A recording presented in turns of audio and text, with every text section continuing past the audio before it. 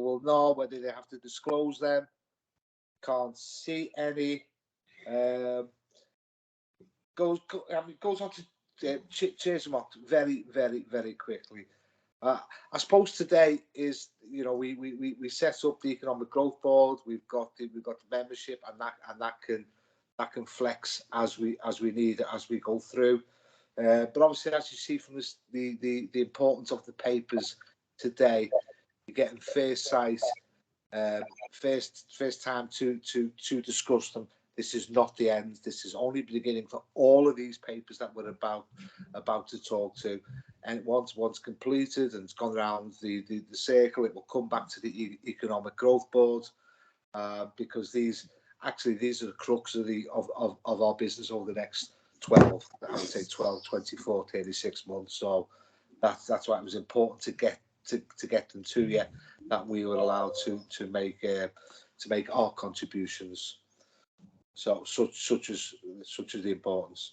So straight on to 5, the minutes of the meeting, which was held on February the 2nd. Can we agree they're the correct record? Thank you. I can see plenty of nods. And are there any matters arising thereof? I mean, considering the papers we've got behind, I think most of that we spoke of is probably covered. And just to pick up a couple of items that aren't on the agenda but equally important, Create Central is developing its own long-term strategy over the summer, and that will come back to the board, I think, later on the year, probably in December, for its work programme. And a very successful Creative Cities convention was held in the region in late April. And also the Economic Conditions Report has given us the latest issues, and a further report on latest activity on Regional Business Council and the EIG will come to our next meeting.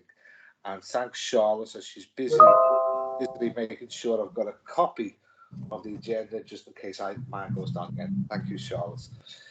Jonathan, yes, please.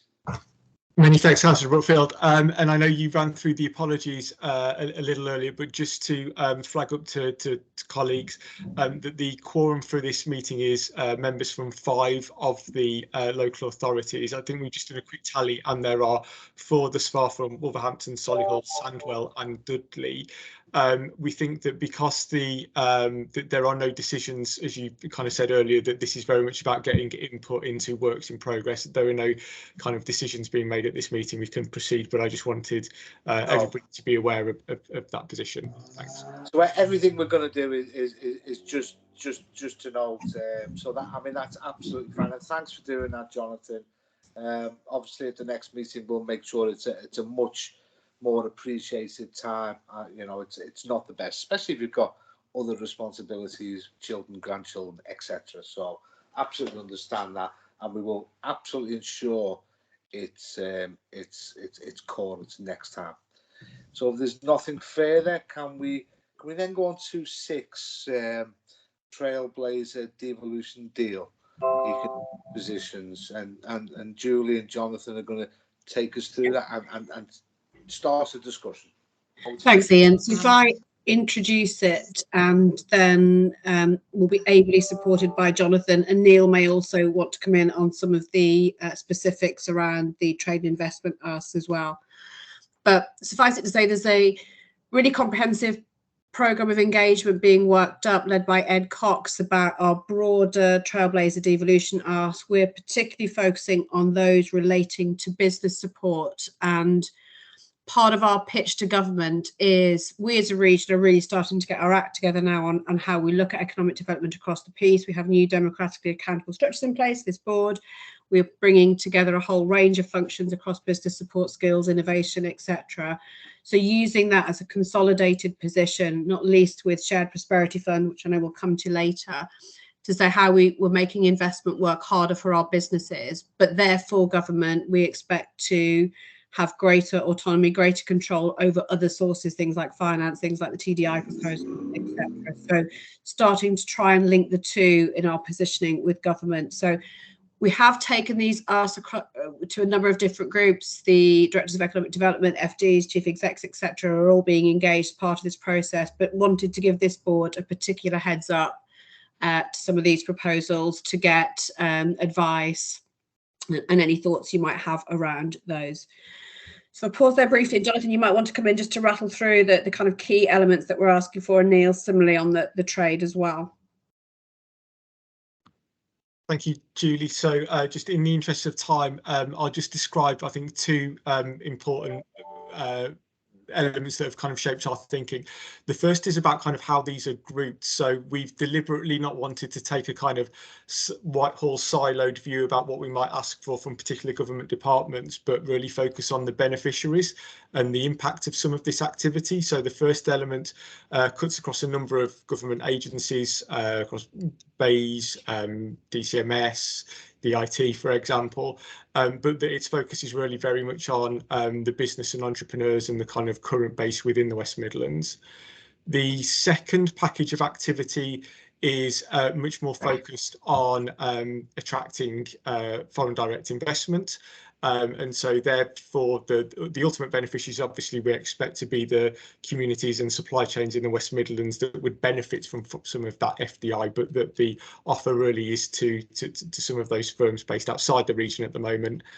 And then finally, the third element of activity is about the R&D and innovation intensive activities that we might be able to develop through the kind of pipeline of activity. So the beneficiaries there really are those organisations, catapults, universities, private sector kind of research institutes that will be part of that pipeline of activity as we seek to achieve the aspiration there of ultimately doubling the amount of public R&D invested in the West Midlands. So colleagues will have kind of received the paper, seen about the details that are included as part of each of those three buckets, but I just wanted to highlight that part of thinking.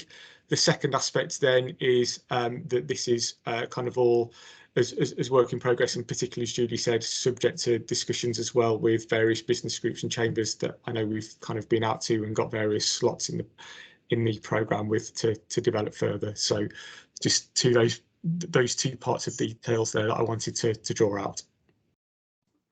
Okay, thanks, Jonathan. Thanks, Julie. So, I mean, I'm absolutely sure people have read the papers. You will have seen the huge amount of work that's been going on. 20 work streams. Obviously, not all work streams pertain to us, but obviously a great many do. And even we've got fingers in all pies. Let's be absolutely honest. A lot of it lies to the economy. So it's talking about, is this, are people comfortable that these are we've also got the smart city region. Are they comfortable how this is potentially to be pitched? If you just go down business support, it's something we've been talking about for a while, not just us, but the LEPs as well. The foreign and the trade and foreign direct investments. We've all known how we've never been in a place where we've matched anywhere like the southeast, and that has to be, so these are some of the reasons why we're going down and talking about this Trailblazer agreements, because that would be a huge bonus for us. And then obviously the same as our RDI as well. We've always been, the poor cousin on RDI. We spend a lot of money ourselves, our own businesses on RDI, but less so coming from government institutions. And you'll have read the process of how we're going to go through what we're going through, where it ends up, and obviously once all the people's comments are taken into account. And today's absolutely not the only place to put your comments in. We all have many opportunities to do exactly that, to get what we need. But these essentially will be the four cornerstones, certainly from the economic brief, that we'll be hoping to take down when we start the negotiations with various parts of government. So does anybody have any comments, questions? Any views? Does this feel right? Is this right, Corin? Oh, yeah, you're right. Yeah, just it's a really good paper, isn't it? And I think there's some big issues for us in the West Midlands. Is that often with nationally generated programs, it sort of misses the details and the eccentricities of our local economy sometimes. So this opportunity for us to really focus down on what we need in the West Midlands, such a great opportunity. Trade's a good example. Linking trade, innovation, skills, business support in sensible ways is a good one. The devil will be in the detail, because it's about how we do the delivery is going to be really interesting. We need to make sure as much of the money that we get, because much less money than we have got in the region in the past, it seems to be being devolved down.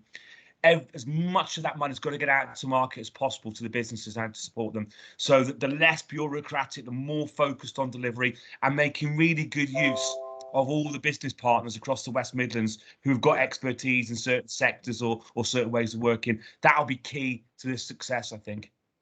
No, listen, I absolutely agree. I think you're right. We've already got the experience. We've already got people doing this work, but we've always been hamstrung by short-term financing or not enough overall financing. You know, that experience is there. People are doing these jobs. You only have to look at the BATP, which you expect to be a cornerstone. That type of experience, and utilising that beyond its dates that it is now. Same with businesses, and it's Andy's job and whoever's on that negotiating team. I might join him if he lets me, but it's up to everybody else to go down and do exactly that, and to remove the barriers. So it is about that devolution. You know, it is about seeing what we can do, and we have to deliver on that. We have to deliver on that. You know, this is not called the Trailblazer for nothing. They're looking for us to deliver, and so I absolutely agree with you. Colin, did you want to come back before that brings somebody else in? Yeah. Just one last point for me is one thing we've got to keep at the heart of all this. We've done some brilliant work on inclusion and diversity across the West Midlands, haven't we? That when we get these programs ready for market, they've got to get to those communities, they've got to get to those business networks that don't normally engage with us as well. And I think how we build inclusivity, it doesn't have to be a separate section, underpins everything that we do, is involving everybody. That will really make a difference there. Absolutely right. I'm going to bring Andy in next, and then we'll take it in. Andy. Yeah, so Ian, just very briefly to say two things. First of all, I personally think this is a really good offer or recommendation to government, but it won't be easy to get this over the line.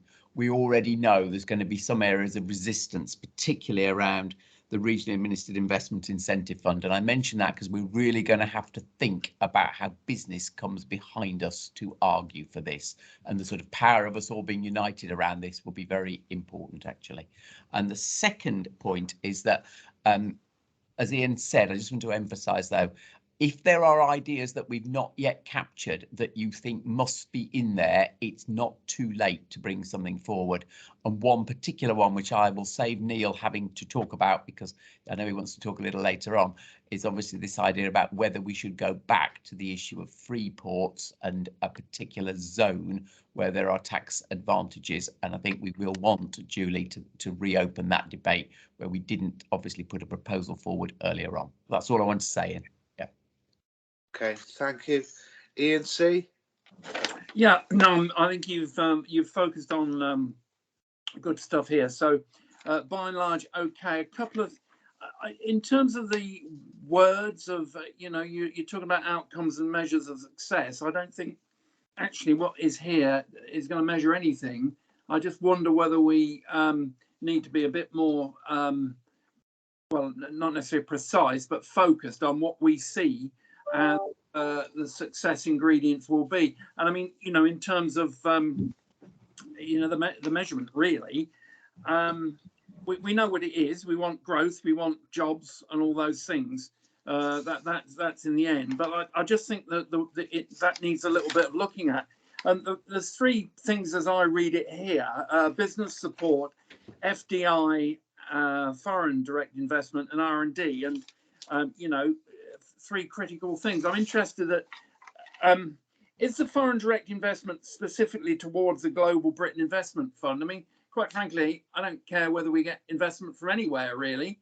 You know, you sound foreign direct investment, but, you know, we want to promote investment, don't we? But maybe that's because of what you're driving for here. Okay. Julie, do you want to come back on Ian's points, which are absolutely valid? Yeah, and I think Ian, this is very much the sort of early stages of setting this out. I think more precision needs to follow as those conversations go on. I think, as Andy's described, we're in that curious position where we know what we want. We've got to have the negotiations with government and then to really firm up proposals as part of that. So we would expect to bring back papers that really start to, I think, drill down on exactly the measures that we want to deliver against. But in productivity, for instance, that doesn't come into any of it, does it? Productivity is absolutely part of it, and apologies if that's not come through clear enough. And I think, again, this is where we're looking at a narrow piece, but the broader set of measures, including the skills measures, for example, are absolutely about driving up productivity, driving up wages, actually, and in a way that benefits individuals. So, yeah, absolutely. And we'll make that clearer. Thank you. So an opener for 10, Ian. But your points are made, and rest assured the government will absolutely be looking for that against its own missions that it's outlined. Neil.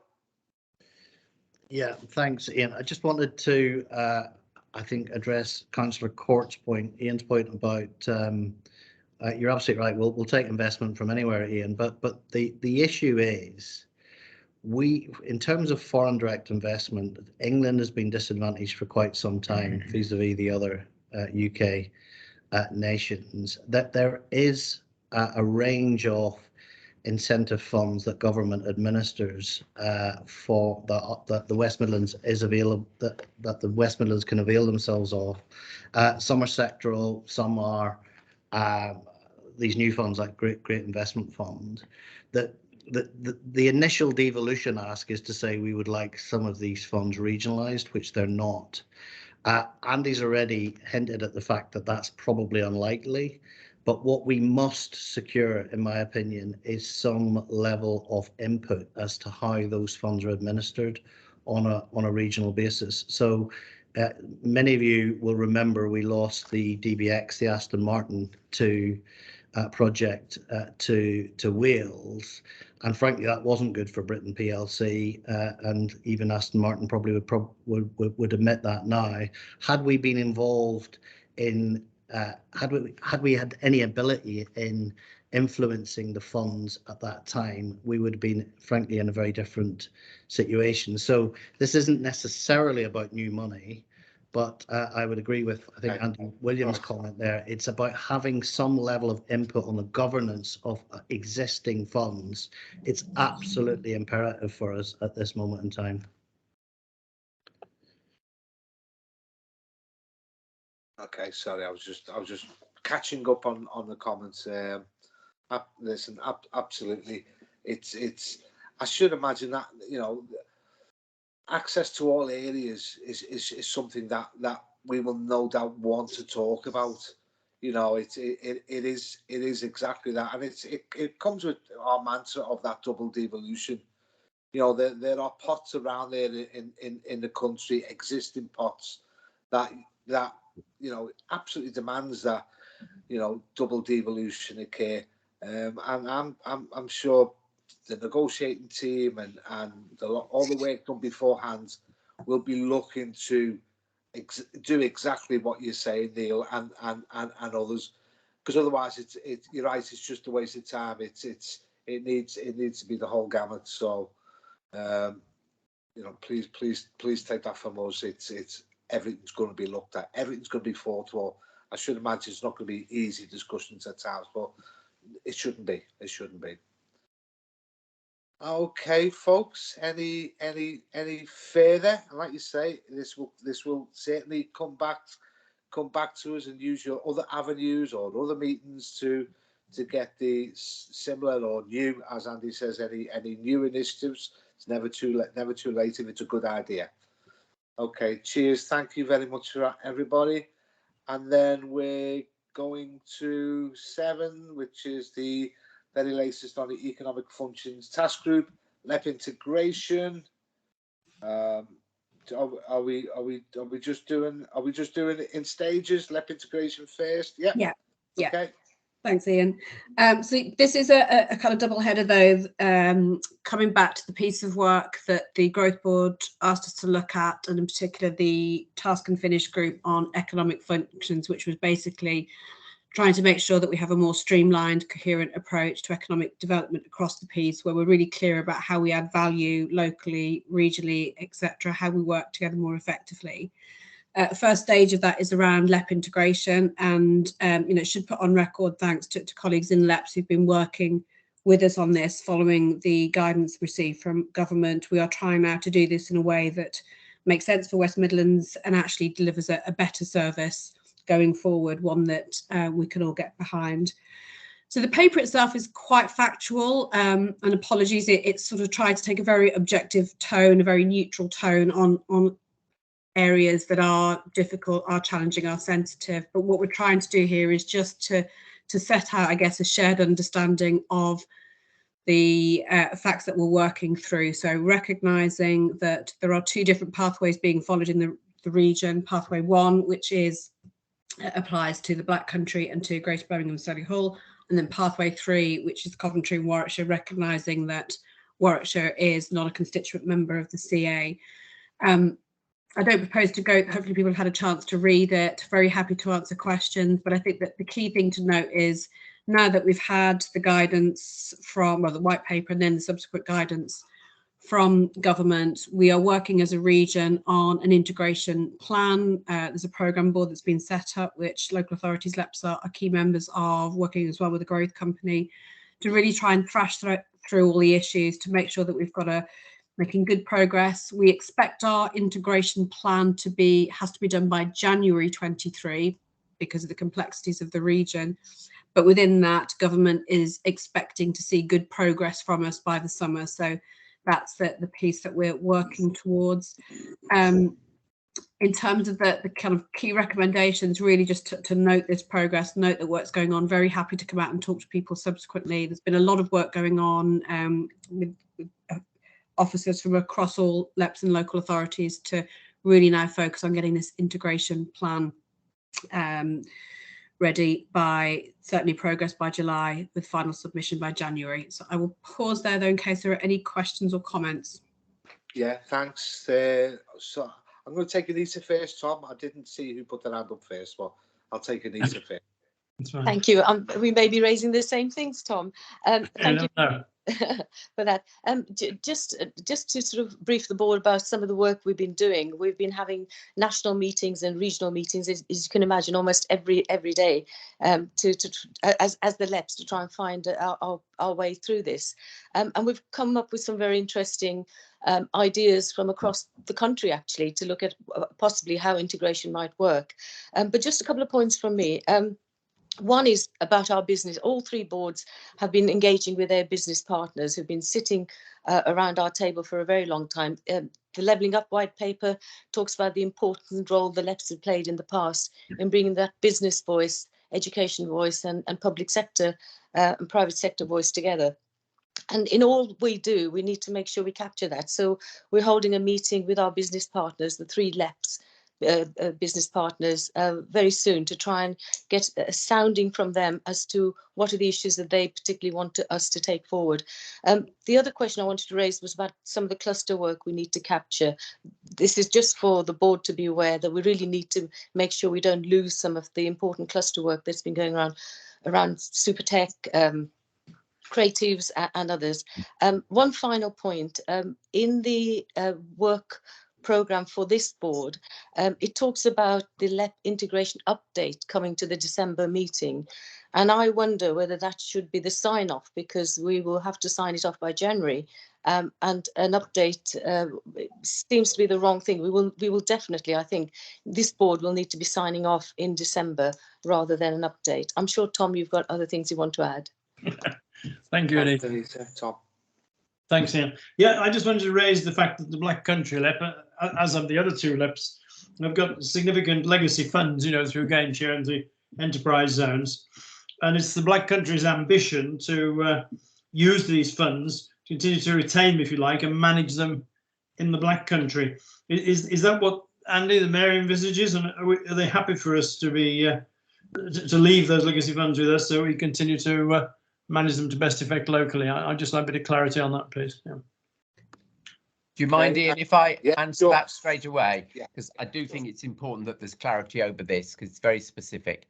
So I hope I've been clear that the funds that I think you're referring to, so for example, the enterprise zone funds that you've got and the stream of income that will flow, definitely should continue to be managed by either the LEP board or whatever you choose, you and your members choose going forward. The CA does not have putting it bluntly, a right to claim that. It was a group of local authorities that came together, and it's right that that stays with that local authority geography. And I think we should be very, very clear about that. Thank you, Andy. That's good to hear. Cheers, Andy. Thanks for that. Sarah? Yeah, I just wanted to give an update from Coventry and Warwickshire. I think support what Anita said about sign off in December. So we've got a board meeting on Monday where there is a series of recommendations really to move our integration journey significantly forward. And obviously we're noting the complexities of the Coventry and Warwickshire geography, but also the importance of it as an economic geography together to the West Midlands. So I hope to be able to report positively on that back to you, and I can certainly circulate the paper after the meeting as well. But I just wanted to note that we've put a timeline in there for us to come back and approve our integration plan as a board on the 30th of September, because the private sector in particular are keen to make sure that we are kind of moving fairly swiftly with this. So I think if we can do that from our board perspective, December sign off from the Economic Growth Board sounds perfectly viable. So I just wanted to support that. Yeah, I'm going to bring Julian on that, and then Ian. Julie, just on that. Yeah, really helpful. What we'll do, if we issue with the minutes a clear flight path for sign off for the integration plan, because it will need to go to CA board as well, so this board will recommend it on, so we'll set all of that out and make sure it's really clear in the minutes. But thank you. So make sure it's not just an update. Yeah, it's coming for us for our comments at the sign off, then it'll go to the CA board. Yeah, before the dates that's already been outlined. Ian? Yeah, I mean, just interested in what is being, what the proposal is coming forward here. I mean, reference was just made for Coventry and Warwickshire in terms of geography, and obviously the things that the LEPs added was always the geography. In this case, the geography will actually be changing, because for GBS LEP, of course, it will, the overlaps are being avoided. So, some are being chopped off. Some areas are being chopped off. So I'm just, it's fine dealing with all the technical stuff, there is money and there's functions, the rest of that. But, that the LEPs were there for a particular reason originally. And I'd just be interested to, be assured that some consideration will be given to how, some of those issues like the functional geography and representation of business will be dealt with moving forward. Okay. So who wants to give us a quick 30 seconds on, I'll bring Andy first, but have a quick think about this. Quick 30 seconds on what pathway 1 is, pathway 3, and timelines, and how we get essentially a lot of the geography that we've had before. But I'll bring Andy in first while somebody thinks about that answer. Andy. Sorry, turn your mic off in advance here. I'm going to defer to Julie on the technical answer, but let me just make what I think is the spirit of Ian's question and an answer to that. The answer is we have to really think about the non-constituent membership status and what that actually involves in terms of economic integration, because it would be, as I know Anita thinks and you think, an absolute tragedy if this overlap piece meant we lost the natural links to the Reddiches, to the Lichfields, to the Tamworths. But I think the way through it is we have to think about making a real, making a step forward in what that non-constituent authority membership actually means. The trickiness is, of course, that the government keeps putting the cash with the county authorities rather than with us. So it's easy for me to say that, it's hard to do, but that's where the answer has to come, I think, Ian. Thank you. Thanks. Julie? Just to echo that, I think taking a very possibly an over simple approach, Ian, but government's been really clear that in terms of the geographic, what it perceives as geographic duplication, that will be removed as part of Pathway 1. So Greater Birmingham and Solihull will be Birmingham and Solihull, because it's really tracking where the money will come in future. So what government's essentially saying is that in moving forward, it will fund services that used to be delivered by LEPs through the CA. And for Birmingham and Solihull, that will come through the CA and only for those, and then the extra bits. But I think, as Andy said, there's two elements to this. There's the following the funding, getting that really clear about how and where services are delivered going forward, and then a much broader economic partnership and the role and place of non-cons within that. And of course, authorities have always recognised these natural pathways. Andy mentioned some. Us in Wolverhampton would be South Staffs. You know, and those links have to be kept and built on. It's always hard when people delineate, put a line there. I understand why they do it, but it makes it difficult. Ian C, and then Paula. Well, I think you've probably just made the point that I was going to make, that, you know, government may look in silos and geographic boundaries and all the rest of it. You know, people, business, economic growth doesn't. You know, the boundary doesn't stop a mile down the road at the Warwickshire border, or, you know, likewise. So we need to understand and ensure that as an organisation, we reflect that and deal with it in some way. But, you know, I think we know that. I hope we know that. Yeah, I think we do. Yeah. Paula? Hi, Paula. Yes. Good afternoon, everybody. Just to comment on the Pathway 3 and probably specifically about Coventry and Warwickshire, but the kind of feedback that we were getting from Neil O'Brien was that there were obviously exceptions to the rule in terms of pathways, and Coventry and Warwickshire indeed fell into that category. And I think what we have heard loud and clear is that it is in our gift, and we can be creative about our economic geography, and we should use our previous way of operating to illustrate, you know, that absolutely you do not want to lose that functional economic geography piece. So there's absolute recognition, certainly in a Coventry and Warwickshire space. We've been cited, named, you know, in correspondence, etc., that we would probably need to sort of, you know, discuss with government, A, the staging and the timescales, and B, looking for bespoke solutions for us. Yes, thanks for that, Paul. Yeah, and it's for us once again to make those cases which seem absolutely reasonable to us, and we hope we can make those. I'm sure they'll be listened to because they are reasonable. It's how the world of work is and how we work with our partners. Okay, thanks for that debate. But thanks for the paper. It is a very clear paper. It does tell you what is about to happen. It's probably the first time I've seen such a paper in that clear and concise. This will happen, that will happen, and we can take it from there. Julie, just to finish off on. Oh yeah, and thank you for all those comments. I think we'll definitely take them away, not least around making sure we've got the business voice at the heart of new arrangements, recognising the wider partnership in your point. And then the timescales things, exactly as Paula said, that's why we're on a slightly different timescale because of the Warwickshire question, Coventry and Warwickshire. I think government does recognise we need to be sensible about whatever that comes up. So we need more time. But the thing I should have mentioned as well is that the board has just asked to agree that we invite the other two LEP chairs to be part of the task and finish group that is currently yourself. I think we can note it. If we're still not chorus, we can agree with it, and we'll listen. We'll find a mechanism of how to sign that off. I think I'm in favour. We're all in favour. Yeah, we'll sort it. Thank you. Even at the next meeting, we just say, but they will be in attendance. Okay, thanks for that. And who wants to take us on to the growth company? Who's leading on that second section?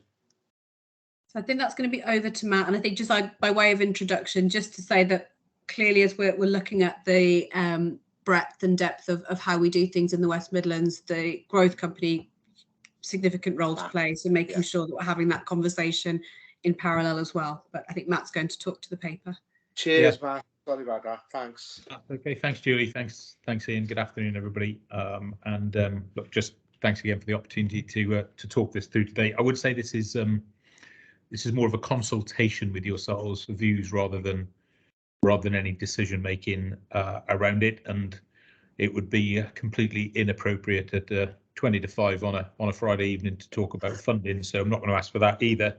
But we do just want to test some of our thinking, given indeed the very things you've just been talking about, and Julie's just highlighted about the way in which the region approaches economic development, business attraction, and so on, particularly in the context of the devolution negotiations that you've also highlighted earlier in this meeting as well. So this is essentially a sort of starter for 10 to get your views, and we welcome views and questions which we can pick up after just a few more comments from me. So look, the paper itself is focused on our initial thoughts at the Growth Company. They have been the subject of discussion amongst the executive team, the board, and then one or two of the subcommittees of the board.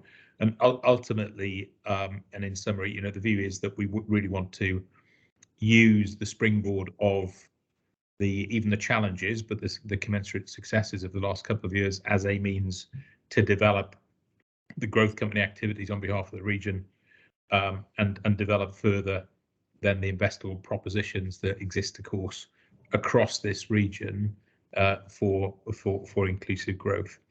I think fundamentally, in terms of the overall plan for growth, the concern, and I've expressed this personally in the board, and Neil and I've talked about it as well, is that we never want to move backwards. We've got to keep moving forward and take the advantages gained through the business and tourism programme and build on that as we go beyond, in particular, games, but also the programme itself. So ultimately, we see a role for greater attraction of foreign direct investment. The three key pillars of capital attraction, business attraction, and visitor attraction are very much what we're focused on, and regardless of the BATP programme, to develop that going forward. So we've got, I think, an opportunity to really scale that. The BATP programme itself is currently confidently delivering against its targets. Neil can, I'm sure, elaborate on that if you've got any questions on it this afternoon. I don't believe that's just because of the games. I think that's because of some of the investment imperatives that the region has to offer that we can capitalise on. So really, this is about how we scale from this point in time as well. Without embarrassing any particular individual, I also think that the team at the Growth Company has now got the bandwidth, the experience, the capability across sectors, across different overseas markets, and across skill sets to really take advantage of the position that has been built. But we do need, I think, to focus ever more increasingly on the outcomes that you as regional stakeholders expect, that the different parts of the region need, and that ultimately, given the wider recovery plan as well, which is very much sector focused, that we align clearly to the sector interests that are there across the region, which will define one way or another our success going forward as well. So I think there are huge opportunities, but as is ever the case, matching resource to those opportunities, and from a region's perspective, being slick in how we deliver for those who want to invest in the region. And there are lots of good success stories, but some where I think we could do better equally, is about then defining from also your perspectives, the scope, the targets, and how we operate as well in the context of some of the other changes that are taking place. I think in particular, and lastly, really before opening up to any comments or questions you have, we have been looking very closely at the way in which the business operates, not in a navel gazing sense, but just making sure that from the perspective of managing key large investment accounts into the region, those who want to grow indigenously within the region but need help with that, as well as then looking much more outwardly at trade, promotion overseas, and development of some of the key clusters that we all know exist across the region and will build across the region, all of which we think the growth company are aligned to and will deliver against with the right focus, resource and target. So I hope that the paper is thought-provoking and ambitious to yourselves in terms of how it's looking forward and what we do, rather than sort of standing still and simply focusing on the next 12 weeks of activity and the balance of this calendar year. And happy to deal with any questions and observations and thoughts you've got about the direction that we are aiming to head in before we then get at a later stage to the resource and funding options. Cheers. Thanks for that, Matt. And before I bring anyone else in, a couple of points, and you'll have already mentioned, and it mentions in your paper, areas of work and possible investment, trailblazer, shared prosperity, research and development, foreign direct investment. And my issue is, if we didn't have the growth company, what would we have to do? We'd have to make a growth company, right? Because without that engine, that driver, it can't be somebody's add-on. And we need resources bringing into certainly my city, Ian's city, everybody else's city or area, to help my residents. And so we need a team. We've got us in the CA, we've got authorities, and then we need our specialists. Personally, I've been more than impressed with the growth company as we've gone through the years. That's not kissing Neil's arse, because he knows I wouldn't, because I know he was really ill. But I know, don't go there. But so I hope you understand. Perhaps the only issue was, I presume, once if we do go down this, and I fully support that we do, there'll have to be an indication of support before some finances of the national level, but hopefully devolve down to us. I hope we make that decision. I will certainly be in support of that. But will the organisation, will it change? Once you've gone past the BATP, will there be Commonwealth Games specialists that you have? I don't know. So it'll slightly change, when we're looking at perhaps getting more foreign investment in, or so. Does the business change slightly?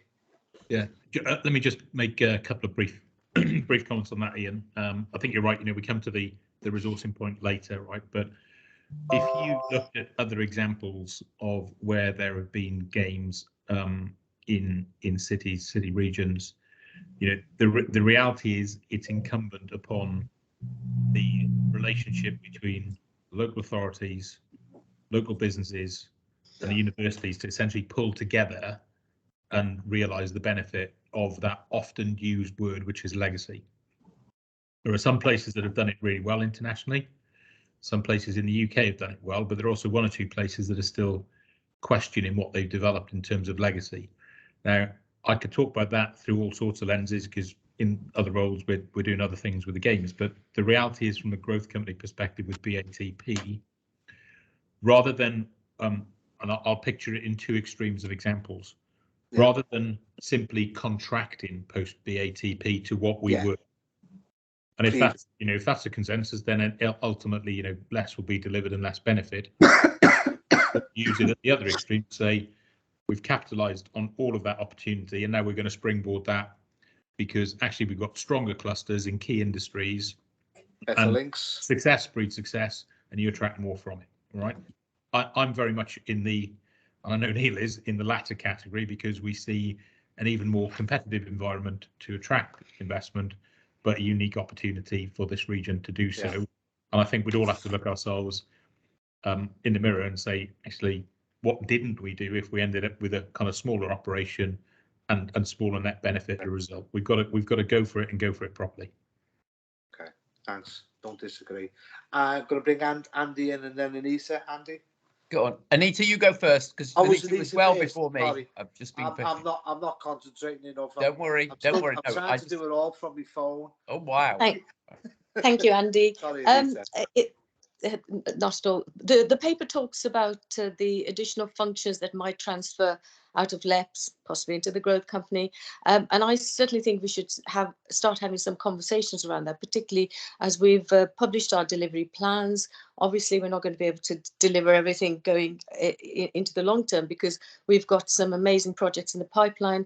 The paper also talks about the key economic development priorities, which we've been, as LEPS, have been working on for a long time, and employer engagement. So we're pity not to have that conversation soon.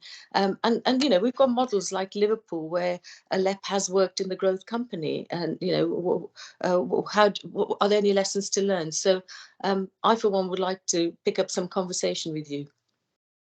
Yeah, and understood, Anita. And I think, you know, as you're going through that refinement process yourself, there will be things that you know are best done in different places. And I think the key thing here is, I'll go back to what I said right at the start, which is, as a region, we need to be slick in terms of our operation with some of the, you know, potential investors that we're all talking to, looking at, want to attract. Thank you, Andy first, then Ian. Yeah. So I know this paper's about principles, and it's quite rightly as right that it is as well, but I thought it might just be helpful if our colleagues heard where my mind was on this, because it is obviously going to be a big decision which ultimately will come to the WMCA budget setting, where the leaders and I around the board table will have to decide this.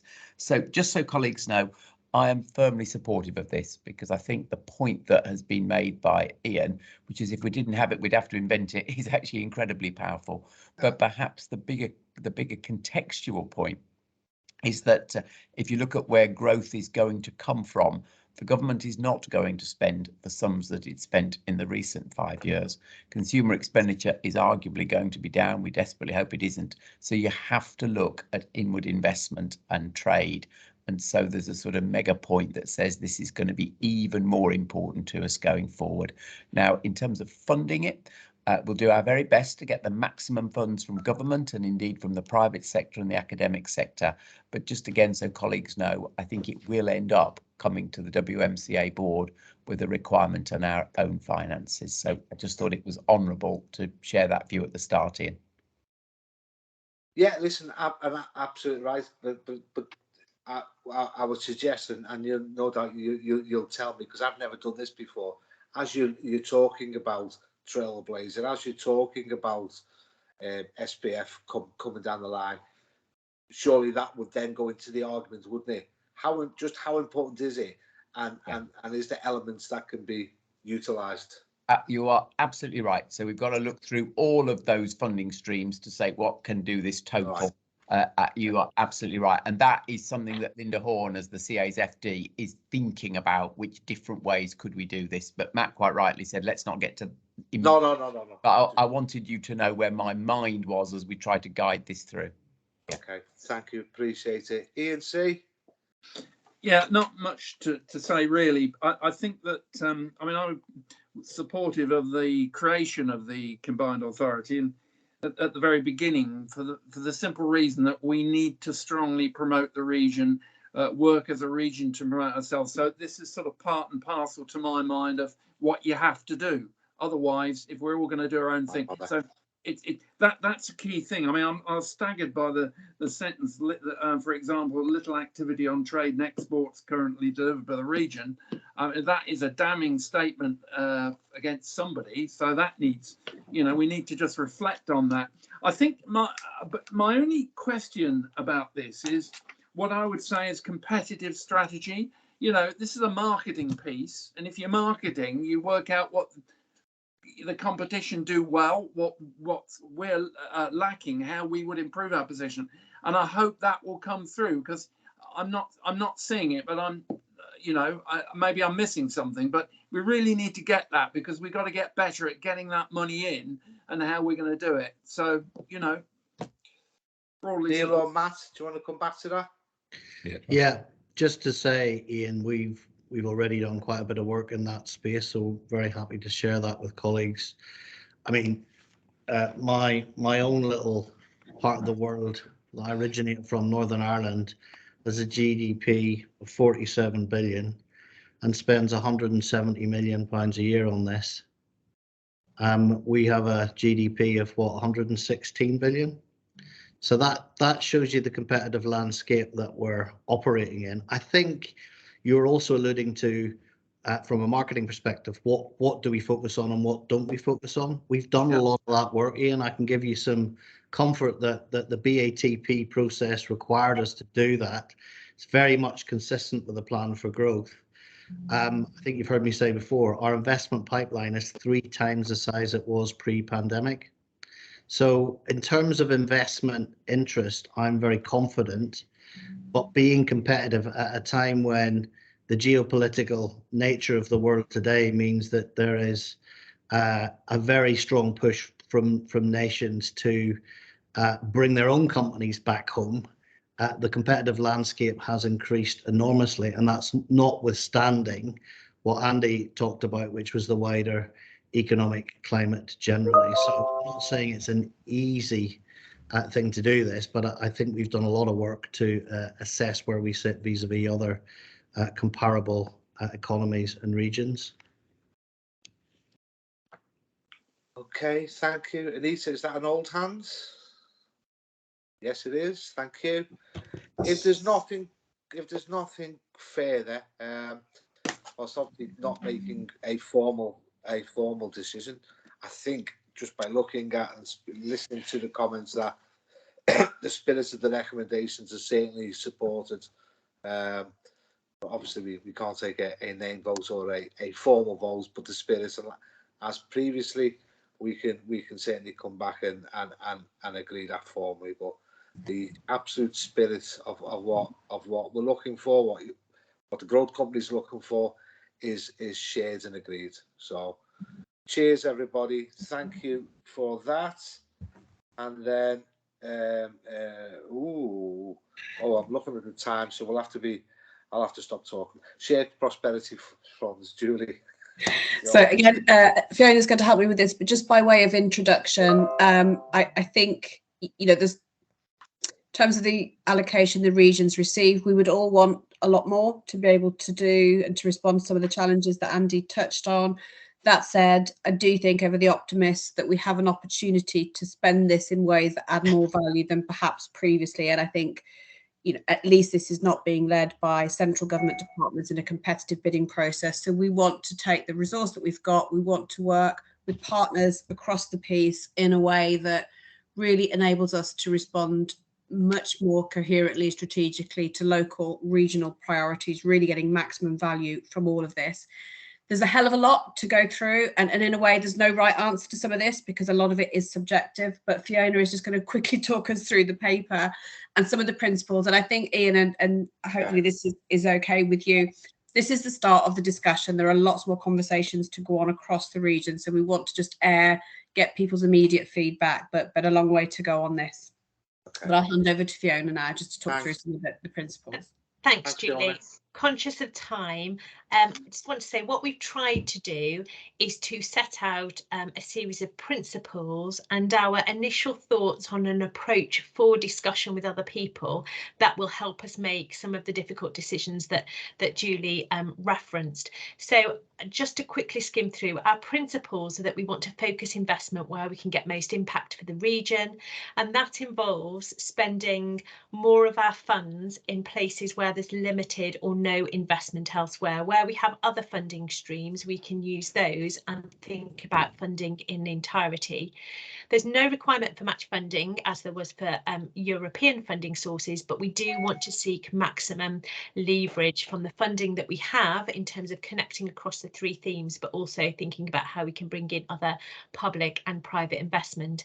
And we want to make sure that we're working in partnership, although the combined authority is the organisation who's accountable to central government. We want this to be a partnership in developing our investment plan. So what we have suggested, and it's in the paper, is that we will put a significant proportion of funds to the strand that is around supporting local businesses, in recognition that this is the main source of funding for this type of activity, and that our funding for this will be determined by the outcomes of the business support review, and it will be a mix of both locally and regionally delivered activity.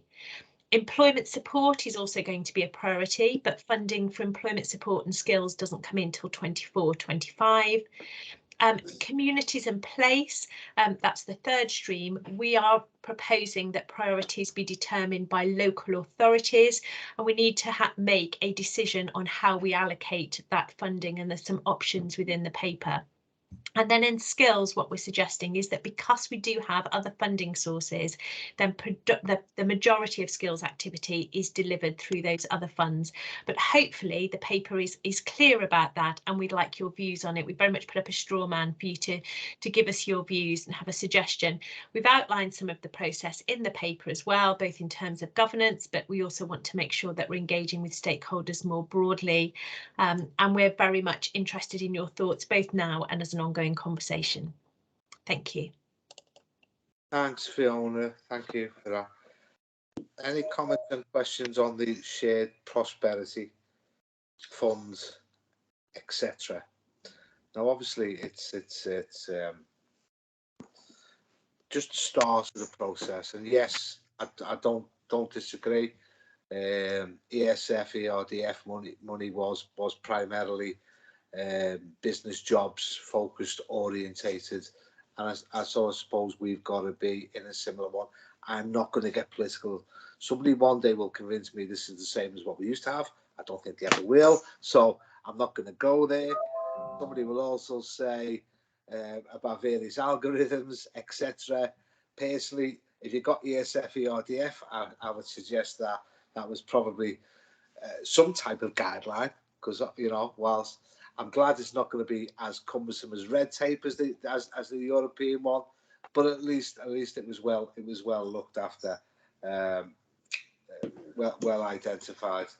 I think we have to talk about that bridging, where what is it? It doesn't come until 2024.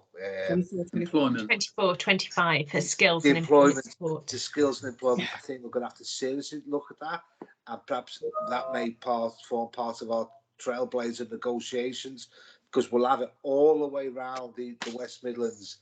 We've got elements of, listen, don't want to keep stuff that doesn't work or is useless, but there's some real good work and we're getting done, and skillful people, and so we have to recognise that actually otherwise it falls to the authorities, the costs to them. So perhaps that's something that we need to do. That's all I'm going to say. I am supportive. I hope and I know we'll be able to do a much better job, but we'll always differ on the amounts, etc. Ian C. Well, you're not going to differ with me about amounts. I mean, this bears no relationship to the GBS LEP ESF fund that I think, you know, you're right. Until I got made redundant a couple of weeks ago. I mean, you know, nothing like it, either in quantum nor in actually what it's about, because one of the key planks was about employment and youth people and helping young people, and the second actually was a very strong environmental side of things, which I haven't seen anywhere here. Now, you know, you either believe it or you don't, but trust me, you know, when Ukraine and all that's over, we're going to be coming back to that. So but actually we've obviously got to go through the detail, and we're at the start of the process here. Yeah. But you know, you say we've got a lot to do, but then we're going to approve it all in July at the board there. I mean, what exactly is the process going to be? Do we have time to take it through the various councils? And you know, I guess I can make a decision, but on the other hand, can everybody. So there's a lot to do here. Thank you, Julie. Just want to come back in on Ian's question about the speed and how, you know, the negotiations with certain authorities. Yeah, absolutely. So Ian, absolutely agree with you that the time in which we have to do this is incredibly heroic in its assumptions, not least because there's a big engagement consultation process that needs to run alongside it, including with MPs as well. That said, government is expecting us to get a plan in by August, so we are aiming to get to the July CA board.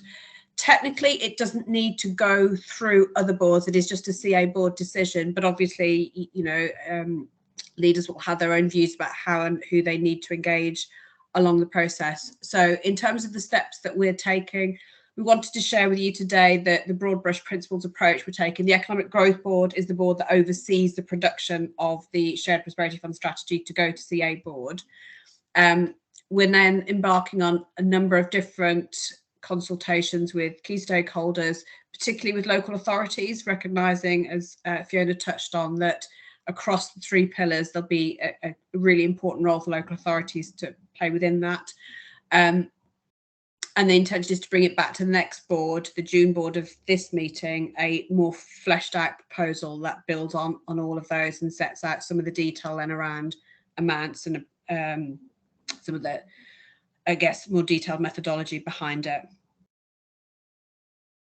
Does that answer your question, Ian? Well, I guess so. Devil's always in the detail with these things. It is. It absolutely is. And again, I think this is one where we have the situation. It's not, you know, at the end of it, there's not enough money to do everything we would want to do with it. I think what we've tried to do today is get across some of the principles of the approach. So if people are broadly comfortable with those, we can use those to then flesh out the detail and flesh out the spend. But it will be that which I know will occupy people. Cheers. Thanks for that. And yeah, thanks for that, Ian. I was trying not to be in the chair, not to be too political, but I don't disagree with what you say. You know, that somehow someone's allocated 5 million to Solihull. I mean, oh, hey, don't laugh. Richmond's upon Thames got an allocation as well. Richmond's, never mind. Okay, we'll get there when we see it. We'll see it. And any further, people know the progress, and it'll come back, and it's going to be an important part, certainly of this board's oversight going forward. So, thank you for that. And then, are we on the very last one? Economic Growth Board Work Programme. Is there anything that needs to be highlighted, Julie?